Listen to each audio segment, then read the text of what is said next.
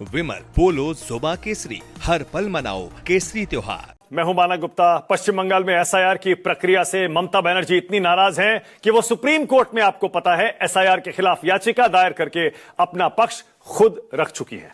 लेकिन अब संसद के बजट सत्र में ही chief election commissioner Gyanesh Kumar के खिलाफ ममता बनर्जी महाभियोग लाने की तैयारी कर रही हैं। महाभियोग लाने की तैयारी सिर्फ सीक्रेट तौर पर नहीं हो रही है, पब्लिकली, सार्वजनिक तौर पर हो रही है। और ममता बनर्जी बाकायदा मीडिया में इस बारे में अपने इरादे जाहिर कर चुकी हैं और इंडिया गठबंधन के सभी दलों से पर्दे के पीछे संपर्क भी कर चुकी हैं। इंपीचमेंट मोशन, महाभियोग बहुत कभी कभी आया है हिंदुस्तान के इतिहास में, खासतौर से चीफ इलेक्शन कमिश्नर के खिलाफ तो आज तक कभी नहीं आया। क्या वजह है? ममता बनर्जी महाभियोग लाने की तैयारी में है। और महाभियोग लाने के लिए संसद के दोनों सदनों में कितनी संख्या चाहिए, कौन कौन से दल ममता के साथ हैं, आइए आपको बताते हैं, उसके बाद बहस करेंगे। सबसे पहले ममता बनर्जी का आपको यह बयान दिखा देता हूं।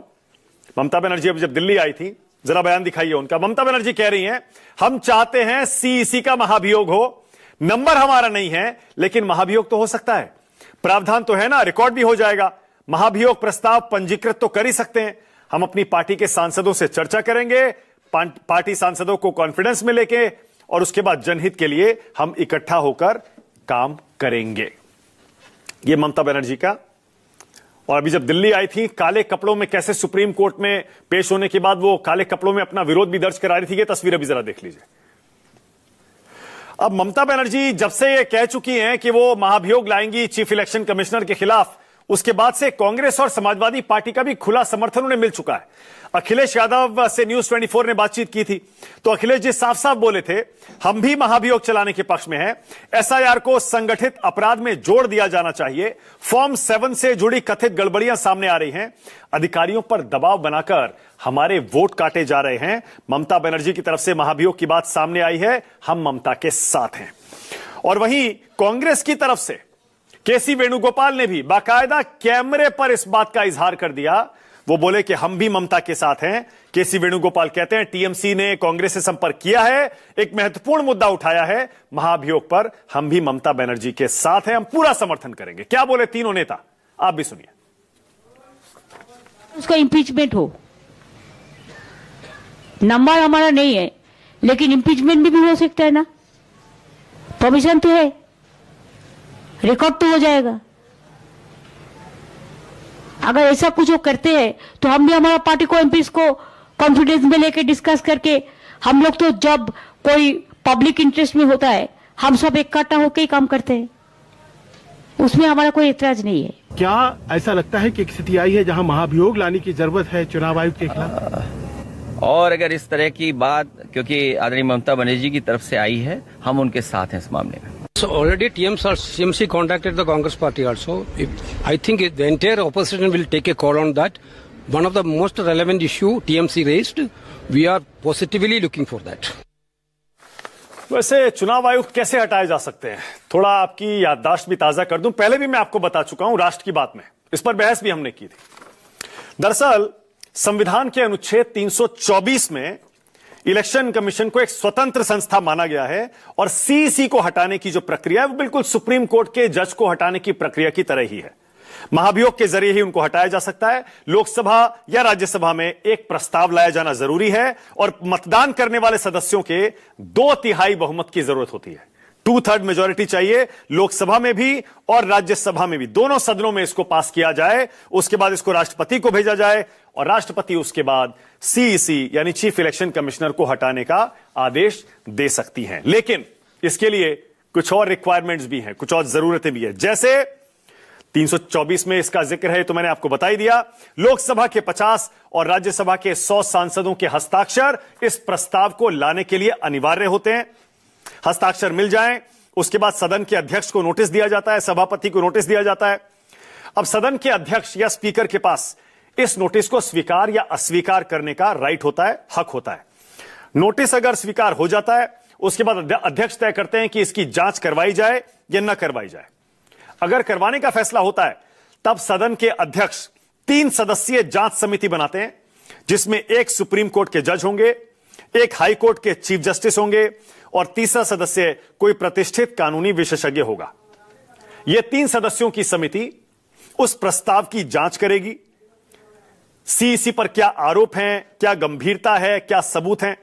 अगर आरोप सही माने जाते हैं तो संसद में यह रिपोर्ट सौंपी जाती है और इसके बाद महाभियोग प्रस्ताव पर सदन में मतदान की प्रक्रिया करवाई जाती है। जैसा मैंने कहा, सदन में मौजूद 2/3 सदस्यों का बहुमत चाहिए, तभी मुख्य चुनाव आयुक्त को हटाया जा सकता है। अगर बहुमत मिल जाता है तो फिर वो प्रस्ताव पास होकर राष्ट्रपति के पास जाता है, तब सीईसी हटाए जा सकते हैं। लेकिन आंकड़े किसके पक्ष में है आपको भी पता है, फिर भी दिखा देता हूं।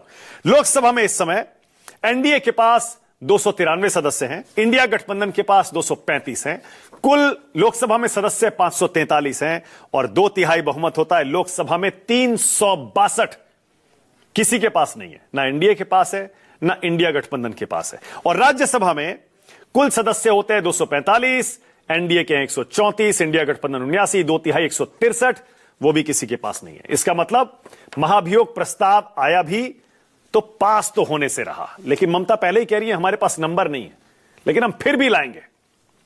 इस बीच सुप्रीम कोर्ट में एसआईआर पर जो सुनवाई चल रही है उसमें इलेक्शन कमीशन ने भी अपना पक्ष रखा है। ममता बनर्जी एक तरफ कह रही हैं कि बेईमानी की जा रही है, बीजेपी के इशारे पर नाम काटे जा रहे हैं, बंगालियों को परेशान किया जा रहा है, लेकिन इलेक्शन कमीशन बोल रहा है दूसरे राज्यों में एसआईआर में रुकावटें नहीं आई, सिर्फ बंगाल में ही एसआईआर की स्थिति अलग क्यों है। बंगाल में एसआईआर के दौरान राजनीतिक दखलंदाजी हो रही है, चुनाव अधिकारियों के खिलाफ हिंसा हो रही है, काम रोकने के हालात बनाए गए, धमकियां दी जा रही हैं, ऐसे हालात बने जिसमें अधिकारी काम ही ना कर पाए। बीएलओ की शिकायतों पर पुलिस ने एफआईआर तक दर्ज नहीं की, यह इलेक्शन कमीशन सुप्रीम कोर्ट में बता रहा है। आगे इलेक्शन कमीशन कहता है कई मामलों में ईसी के हस्तक्षेप के बाद ही केस दर्ज हुआ। राज्य सरकार ने चुनाव आयोग के निर्देशों का पालन नहीं किया। सभी चुनौतियों के बावजूद बीएलओज ने 7 करोड़ से ज्यादा काउंटिंग फॉर्म जमा किए, एन्यूमरेशन फॉर्म जमा किए हैं। तो एक तरफ ममता बनर्जी सुप्रीम कोर्ट में अपना पक्ष रख रही है, दूसरी तरफ चुनाव आयोग सुप्रीम कोर्ट में अपना पक्ष रखा है, संसद में महाभियोग लाने की तैयारी हो रही है। बंगाल का चुनाव पूरी तरह से आर पार का चुनाव बन गया लगता है। इसीलिए ममता बनर्जी ने चुनाव से ठीक पहले एक और बड़ा दांव चला है। ममता बनर्जी ने लक्ष्मी भंडार योजना में महिलाओं को 1000 की जगह 1500 रुपए हर महीने देने का वादा कर दिया है। एससी एसटी वर्ग को 1200 की जगह 1700 मिलेंगे।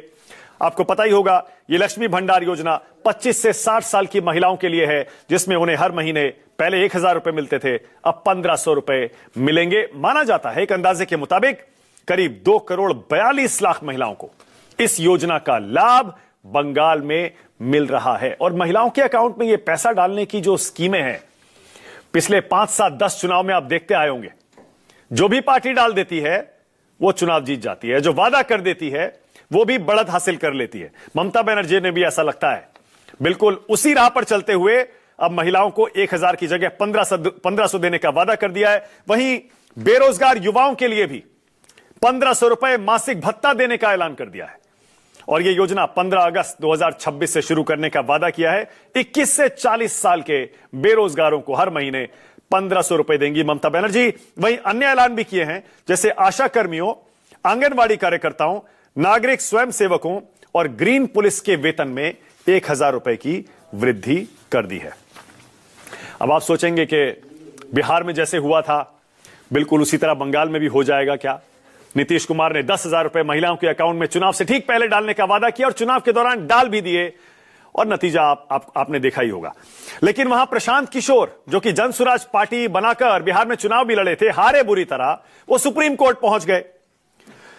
बिहार चुनाव रद्द करवाने के खिलाफ प्रशांत किशोर सुप्रीम कोर्ट पहुंचे और वो कह रहे हैं चुनाव के दौरान बिहार सरकार ने महिलाओं को 10,000 रुपए उनके अकाउंट में डाल दिए। ऊपर जरा जानकारी दिखाइए। प्रशांत किशोर कह रहे हैं आदर्श आचार संहिता के दौरान नीतीश कुमार की सरकार ने चुनाव में कैश बांटा और प्रशांत किशोर यह भी कह रहे हैं सुप्रीम कोर्ट में कि गैर कानूनी तरीके बिहार सरकार ने चुनाव के दौरान अपनाए, इसलिए चुनाव को रद्द कर देना चाहिए। लेकिन आज जब वो याचिका सुनवाई के लिए आई तो चीफ जस्टिस ने प्रशांत किशोर को खूब फटकार लगाई, याचिका भी रद्द कर दी और सीधे जनसुराज से प्रशांत किशोर से कहा आप हाईकोर्ट जा सकते हैं, क्या कारण है कि आप हाईकोर्ट नहीं सीधे सुप्रीम कोर्ट आ गए? आपकी पार्टी को कितने वोट मिले? जनता ने आपको नकार दिया। लोकप्रियता के लिए न्यायिक मंच का इस्तेमाल आप कर रहे हैं। यानी सुप्रीम कोर्ट ने एंटरटेन नहीं की यह पिटीशन जो प्रशांत किशोर सुप्रीम कोर्ट लेकर गए थे। चलिए अब डिबेट शुरू करते हैं। राष्ट्र की बात में आज का सवाल आज आपकी स्क्रीन पर आ रहा है। आज का मेरा पहला सवाल, महाभियोग लाएगा इंडिया गठबंधन, क्या करेंगे चीफ इलेक्शन कमिश्नर और सरकार क्या करेगी? और दूसरा, ममता का कैश वाला दाव, क्या फंस गया बंगाल चुनाव? क्योंकि अभी तो बीजेपी की भी बारी है और ज्यादा संभावना यही है कि बीजेपी भी महिलाओं को कैश देने का वादा जरूर करेगी। आज राष्ट्र की बात में बीजेपी से मेरे साथ के शर्मा हैं, टीएमसी से मेरे साथ संजय शर्मा हैं, रोहन मित्रा कांग्रेस से हैं, अनुप्रिया जेडीयू से, आम आदमी पार्टी से कुलदीप कुमार और मेरे साथ सतीश के सिंह और अनंत विजय